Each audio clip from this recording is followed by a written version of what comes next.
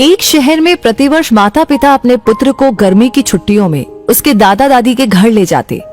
10 से 20 दिन सब वहीं रहते और फिर लौट आते। ऐसा प्रति वर्ष चलता रहा। बालक थोड़ा बड़ा हो गया। एक दिन उसने अपने माता पिता से कहा कि अब मैं अकेला भी दादी के घर जा सकता हूँ, तो आप मुझे अकेले को दादी के घर जाने दो।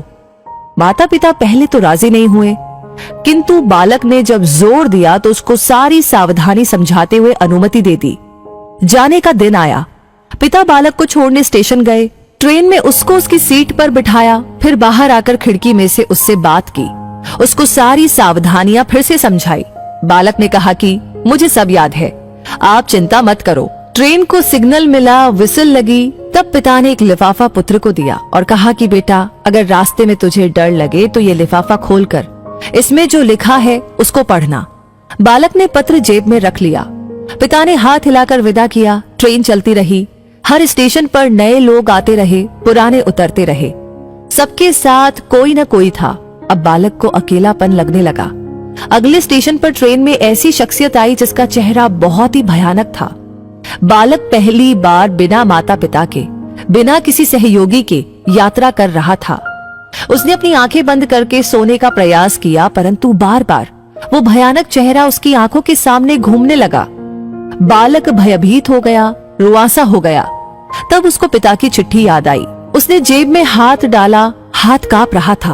पत्र निकाला, लिफाफा खोला और पढ़ा। पिता ने लिखा था, तू डरना मत, मैं पास वाले कंपार्टमेंट में ही हूँ, इस गाड़ी में बैठा हूँ। बालक का चेहरा खिल उठा। सारा डर काफूर हो गया। जीवन भी ऐसा ही है। जब भगवान ने हमको इस दुनिया में भेजा, उस समय उन्होंने हमको भी एक पत्र दिया है जिसमें लिखा है, उदास मत होना, मैं हर पल, हर क्षण, हर जगह तुम्हारे साथ हूँ। पूरी यात्रा तुम्हारे साथ करता हूँ, केवल तुम मुझे स्मरण रखते हो। सच्चे मन से याद करना, मैं एक पल में आ जाऊंगा। इसलिए चिंता नहीं करना, घबराना नहीं, हताश नहीं होना। चिंता करने से मानसिक और शारीरिक दोनों स्वास्थ्य प्रभावित होते हैं। परमात्मा पर, प्रभु पर, अपने इष्ट पर हर क्षण विश्वास रखे, वो हमेशा हमारे साथ है।